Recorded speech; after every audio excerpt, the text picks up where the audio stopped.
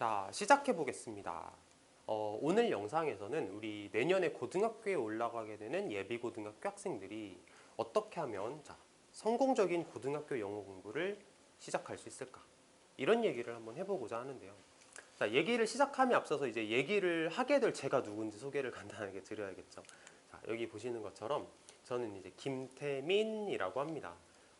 수능 영어 만점을 받고 현역으로 고려대학교 입학을 해서 4년 동안 공부 잘 마치고 자 이제 수능 고등영어 강사 12년 차, 내년이면 이제 곧 13년 차가 되겠네요.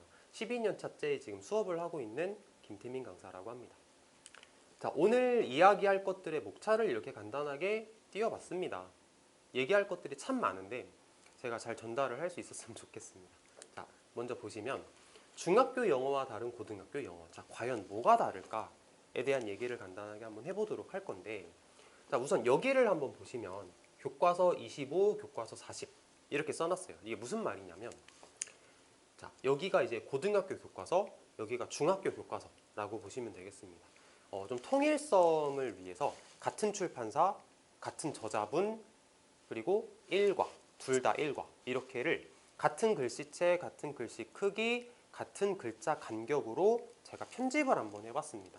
그랬더니 고등학교 교과서는 40줄 정도가 나왔고 중학교 교과서는 25줄 정도가 나왔다. 이런 말이라고 생각해 주시면 되겠고, 자, 40, 25 이게 그런 의미고, 자, 모의고사 9 이건 이제 9줄이라는 뜻이겠죠.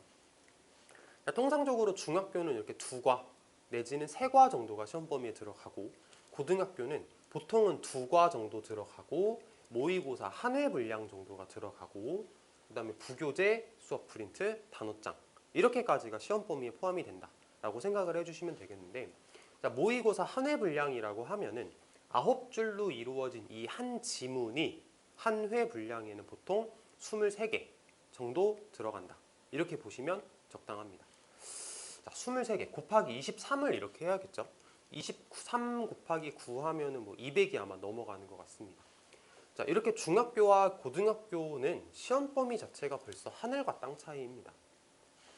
범위만 많은 것도 아니고 단어 자체가 어려워지고 그만큼 우리가 공부해야 할 단어의 양 자체가 많아지고 문장 길어지고 말 어려워집니다.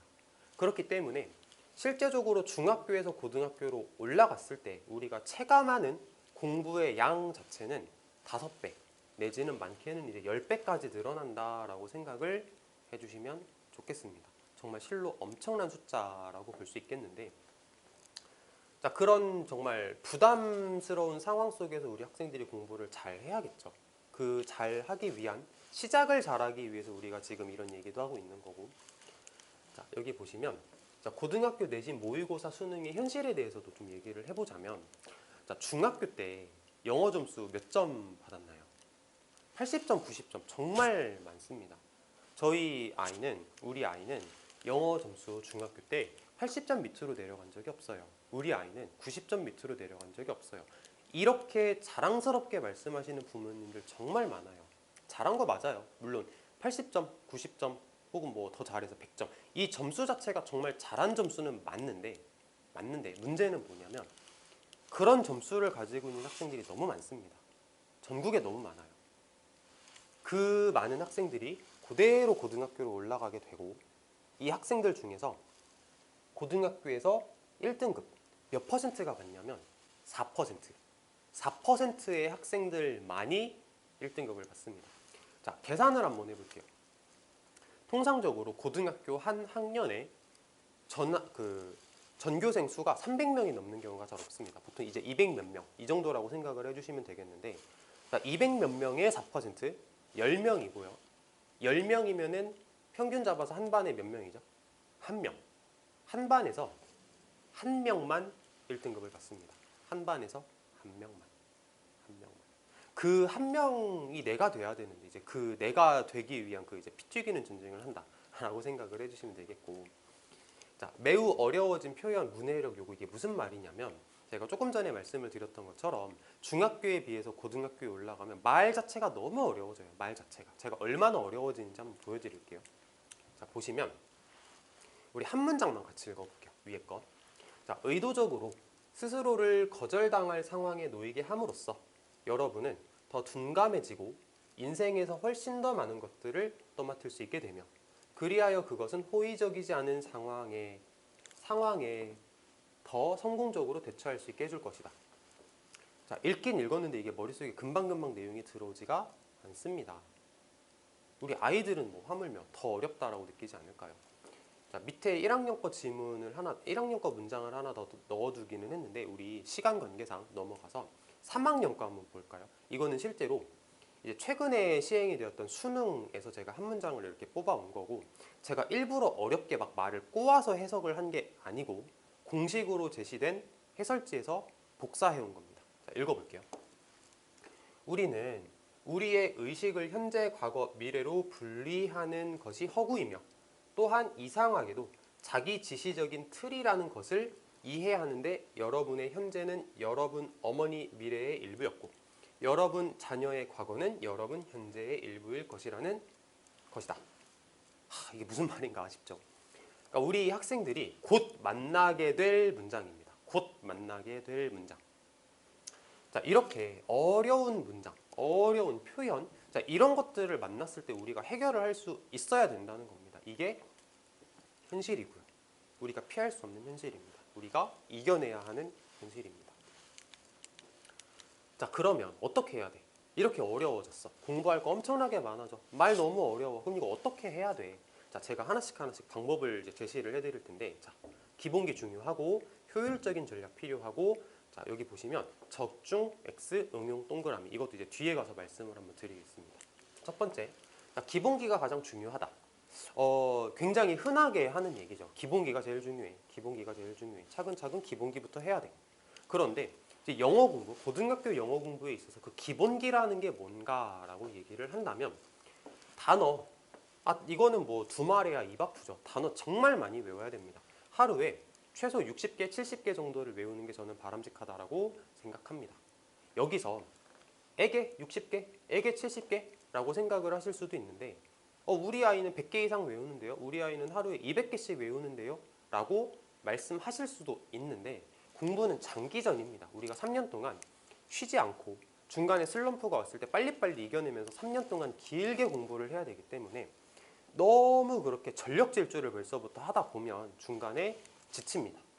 그래서 제가 오랫동안 수업을 하면서 학생들이 요 정도 개수면 3년 동안 쉬지 않고 지치지 않고 할 수 있겠다라고 이제 내린 결론이 요 정도다라고 생각을 해주시면 좋겠습니다. 실제로 제가 학원에서 수업을 하면서도 학생들에게 이제 과제를 내주는 게 단어를 하루에 60개, 70개, 이제 조금 잘하는 학생들 같은 경우는 80개, 요 정도를 외우게 유도를 하고 있는데 딱 좋은 것 같습니다. 학생들이 크게 지치지도 않고 잘 따라오는 딱 적정선이 요 정도라고 생각을 해주시면 좋을 것 같습니다. 자, 두 번째, 구문 해석. 자, 구문 해석이라고 하면 정확하게 이게 무슨 의미인지를 좀 아셨으면 좋겠는데 여기 보시면 단어를 끼워 맞추는 해석 절대 아닙니다. 문장 구성을 이해하고 정확하게 해석하는 거, 이게 구문 해석입니다. 이게 안 되는 학생들이 너무 많아요. 너무. 정말 제가 새롭게 만나는 학생들 중에서 새롭게 학원에 이제 딱 등록을 해서 저랑 이제 수업을 시작하는 학생들 중에서 보면은 이 구문 해석이 안 돼서 고생하는 학생들이 너무 많아요. 뭐 소위 말해서 정말 끼워 맞추기 해석을 하다 보면은 아까 제가 보여드렸던 이런 거 해석 안 됩니다. 절대 안 됩니다. 정확하게 해석하는 연습을 해야 합니다. 자, 지문 이해. 자, 방금 전에 보여드렸던 이런 걸 이해를 하는 것도 연습을 해야 되는데 영어와 한글은 애초에 언어가 달라요. 다른 언어죠. 다른 언어. 그리고 영어를 말하는 사람의 머리와 한글을 말하는 사람의 머리는 서로 다른 사고체계를 가지고 있기 때문에 한글에 익숙한 우리들이 영어라는 언어의 사고체계에 익숙해질 필요가 있습니다. 그러기 위해서는 반복적으로 노출될 필요가 있고요. 물론 양질의 자료에 노출이 되어야겠죠. 자, 어휘 같은 경우는 혼자 할 수 있어요. 혼자 할 수 있는데 구문 해석, 정확하게 하는 구문 해석, 그리고 양질의 자료를 가지고 지문을 이해하는 공부, 이 부분 같은 경우는 솔직히 말씀드리면 학생이 혼자서 하기 너무 힘듭니다. 양질의 자료를 어디서 구할 것이며 내가 한 구문 해석이 맞는 해석인지 틀린 해석인지 피드백을 해줘야 할 대상도 있는데 혼자 안 된다는 거죠. 솔직히 말씀드리면 이 부분은 전문가의 도움을 받으시기를 추천을 드립니다. 자, 효율적인 시험 준비 전략. 자, 첫 번째 거 보시면 통함기 X, 패턴은 정해져 있다. 효율성의 극대화.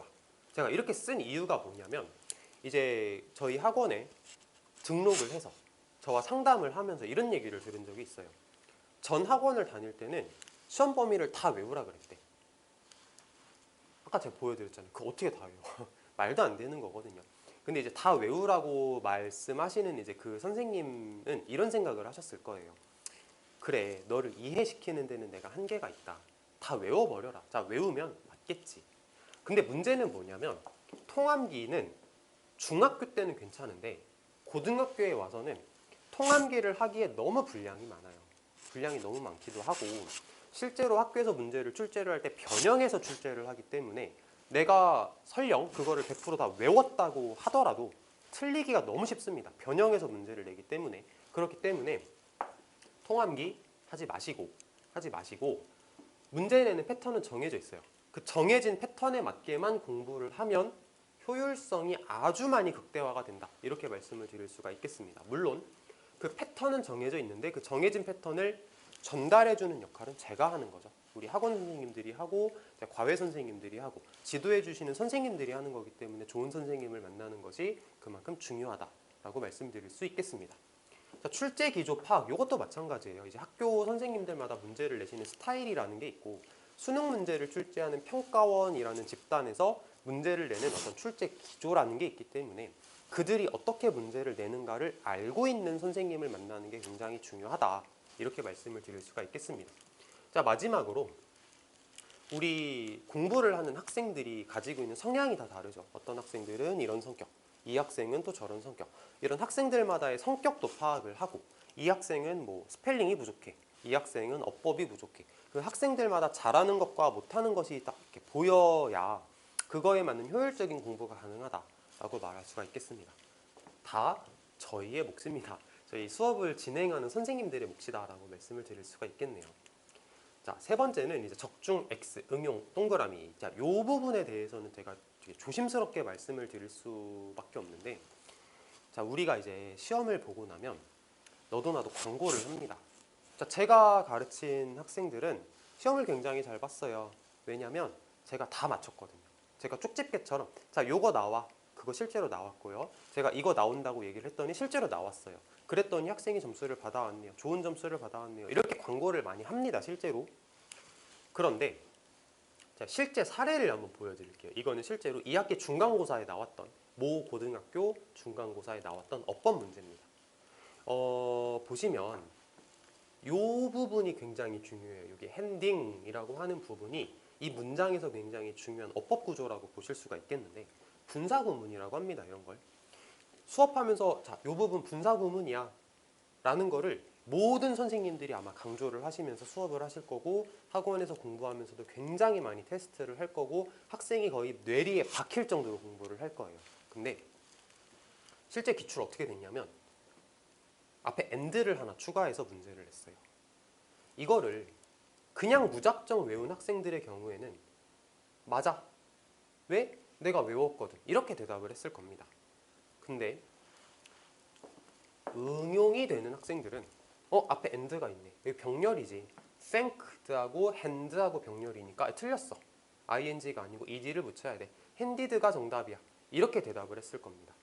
자, 제가 말씀드리고 싶은 게 뭐냐면 고등학교는 어차피 문제 그대로 안 냅니다.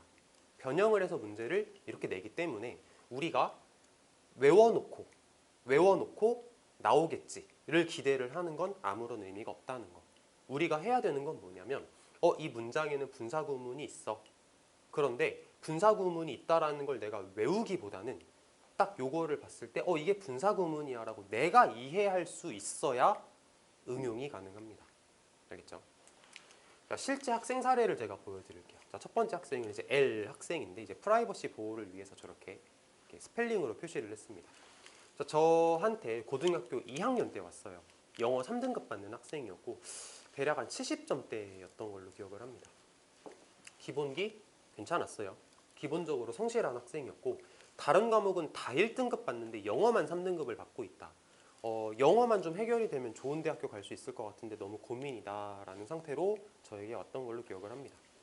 자, 여기 보시면 학교 출제 패턴에 맞는 공부 방법을 지금까지는 잘 찾지 못했다. 그래서 점수가 잘 안 나오고 있구나라고 제가 판단을 했고 열심히 같이 공부를 했습니다. 그랬더니 전교 1등 했습니다. 몇 점? 그때 제 기억에는 97점이었던 것 같아요. 그 학년에서 100점은 아무도 없던 걸로 기억을 하고 이 학생이 97점을 받아서 전교 1등 했습니다. 두 번째 사례를 보여드리면 C 학생 2학년이고 저한테 왔을 때 70점이었어요. 70점. 딱 70점을 받고 저한테 왔는데 기본기 괜찮았고 기본적으로 성실한 학생이었는데 문제가 뭐냐면 영어 공부가 재미가 없어. 학원에 다니는 게 별로 재미가 없어. 이런 학생이었어요. 그러니까 뭐 여러 가지 복합적인 요소가 있겠죠. 뭐 영어 공부라는 것 자체가 애초에 나는 싫다. 이렇게 거부감을 가지는 학생이었던 걸 수도 있고 아니면 그 전에 다니던 학원하고의 뭔가 좀 마찰이 있거나 좀 안 맞는 부분이 있어서 별로 영어 공부가 재미가 없다 이런 상태로 저한테 왔던 걸로 기억을 합니다. 또 보시면 고등 영어 접근법에 대한 갈피가 아예 안 잡힌 학생이었어요. 그러니까 기본기는 있는데 이게 학교에서 문제를 어떻게 내는지를 파악을 못하는 거예요. 그러다 보니까 학원에 가면은 그 전 학원에 가면은 선생님이 그냥 외우라는 거 외우고 또 다음 날 가면 또 외우라는 거 외우고 또 외운 거 가지고 시험 본대. 그럼 또 열심히 외워서 시험 보고 기본적으로 성실하긴 하니까 그 암기 테스트 하면 통과는 해. 근데 이게 재미가 없는 거죠. 저한테 왔는데 97점. 엄청나게 많이 올랐죠. 엄청나게 많이 올랐습니다. 자, 그 다음 학생을 또 보여드리면 1학년입니다.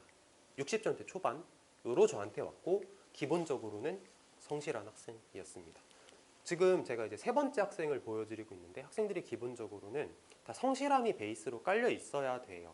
성실함이 없으면 아무리 제가 열심히 가르친다고 해도 성적이 오르기가 힘들겠죠. 기본적으로 성실한 학생들인데 자, 기본기가 없지는 않았는데 약간은 아쉬운 학생이었다 라고 저는 판단을 했습니다. 그러니까 영어를 못하는 건 아닌 것 같아. 기본기가 아예 없는 것도 아닌 것 같은데 뭔가 좀 아쉬워. 어법을 조금 더 다듬어 줬으면 좋겠고 단어에 대해서도 제가 조금 더 다듬어 줬으면 좋겠다라는 판단을 했었습니다. 근데 되게 좋았던 건 뭐냐면 영어 자체를 받아들이는 언어 감각은 굉장히 좋았던 그런 학생이었는데 91점, 91.2점으로 확 상승했습니다. 무려 첫 시험에서 저한테 오고 나서 여름방학 같이 공부하고 2학기 중간고사에서 바로 91점. 자, 네 번째 학생을 한번 보여드릴게요. Y 학생인데 습득 능력이 되게 빨라요. 이 학생 같은 경우는. 그러니까 아무래도 좀 우리가 소위 말해 이제 공부머리라고 하는 거를 조금 가지고 있었던 거라고 저는 생각을 하는데 기본기 괜찮았고 역시 성실한 학생. 근데 영어 공부에 그렇게 큰 흥미를 느끼지는 못했던 것 같아요. 저한테 오기 전에는. 그리고 출제 패턴에 맞는 공부 방법을 아직은 찾지 못했다라고 본인이 얘기를 하더라고요. 어쨌든 이런 학생이 있었는데 전교 1등. 100점. 100점으로 전교 1등을 했습니다. 자, 이렇게 보여드린 4명의 학생들 말고도 점수를 잘 받은 학생들 혹은 점수가 많이 오른 학생들 이렇게 많이 있어요. 제가 지금 이 보여드리는 이 학생들 같은 경우는 역시 프라이버시 때문에 제가 다 이렇게 이름은 지우기는 했는데 1학기 기말고사, 2022년도 1학기 기말고사 때 있었던 학생들을 이렇게 정리를 했고 2학기 결과는 제가 이제 추후에 합산을 할 거기 때문에 오늘 영상에는 아직 집어넣지 못했습니다. 자, 제 수업에 대해서 간단하게 말씀을 드려보면 저는 이제 끊임없이 교재 연구를 합니다. 시중에 돌아다니는 교재, 돌아다닌다라고 말하면 너무 좀 건방져 보이나요? 시중에 있는 교재들을 제가 사서 써도 돼요. 좋은 교재들 많기 때문에. 다만 저는 제가 생각할 때 가장 이상적인 방향으로 저만의 순도 높은 수업을 하기를 원합니다. 그렇기 때문에 저는 끊임없이 교재 연구를 하고 자체 교재를 계속해서 만들어내고 있습니다. 지금도 만들고 있고 지금 이후에 또 여름방학, 겨울방학, 뭐 1학기, 2학기 이런 어떤 내신 준비 방학 수업을 하면서도 틈틈이 계속 교재 준비를 하고 있기 때문에 교재가 계속 새로 나온다 라고 말씀을 드릴 수가 있겠고 저는 적극적인 영상 활용을 하는 강의를 지향하고 있습니다. 학원에 와서 학생들이 저와 함께 있을 수 있는 시간은 아무래도 좀 한정적일 수밖에 없습니다. 그러다 보니 영상을 통해서 좀 시간 활용을 극대화하는 방식으로 수업을 하고 있습니다. 자, 실력 있는 조교 언제나 지원이 되고 있고요. 그다음에 적극적으로 지속적으로 상담 학생들과 하고 있습니다. 아까 말씀드렸던 것처럼 학생들의 성향을 파악해야 됩니다. 이 학생이 뭘 잘하고 있고 어느 부분에서 힘들어하고 있고 이런 부분을 파악해서 제가 적절하게 지원을 해줘야 하기도 하고 정신적인 부분에서도 서포트가 필요하기 때문에 지속적인 상담은 필수적이라고 말씀드릴 수가 있겠습니다. 자, 제 영상은 이렇게 유튜브에 업로드가 됩니다. 그래서 유튜브 검색창에 김태민 영어라고 검색을 하면 이렇게 검색을 하시면 쉽게 확인을 하실 수가 있겠고, 자, 제가 만든 교재들 중에서 일부를 이렇게 좀 모아서 사진을 이렇게 보여드리면 표지도 굉장히 예쁘죠. 저는 나름대로 예쁘다고 생각하고 이렇게 책을 만드는데 실제로 학생들 반응도 좋아요. 책 내용도 좋지만 책 표지 가지고도 굉장히 예쁘다는 반응이 많습니다. 자, 저에 대한 내용은 이렇게 유튜브에서도 찾아보실 수가 있겠고 네이버에 김태민 영어라고 검색을 하시면 어렵지 않게 제 블로그도 확인을 해보실 수가 있고 개인적으로 이제 김태민 강사로서 인스타그램까지도 운영을 하고 있으니 저에 대해서 궁금하신 분들께서는 이런 채널을 통해서 알아보시면 좋겠습니다. 자, 블로그 QR코드도 이렇게 한번 보여드릴게요. 자, 마지막으로 이제 아우트로 말씀을 드려보면 저는 이제 학생들한테 노력을 굉장히 많이 강조를 합니다. 쉽게 공부할 생각하지 마라. 노력해야 된다. 노력 없이는 좋은 성과를 얻을 수가 없다. 이런 얘기를 많이 하는데 저는 학생과 함께 노력하는 강사가 되겠습니다. 학생들에게만 노력하라고 강요하는 것이 아닌 저 자체도 노력하는 강사가 되도록 하겠습니다. 자, 영상 봐주셔서 감사하고 여기서 그러면 마무리 짓겠습니다. 감사합니다.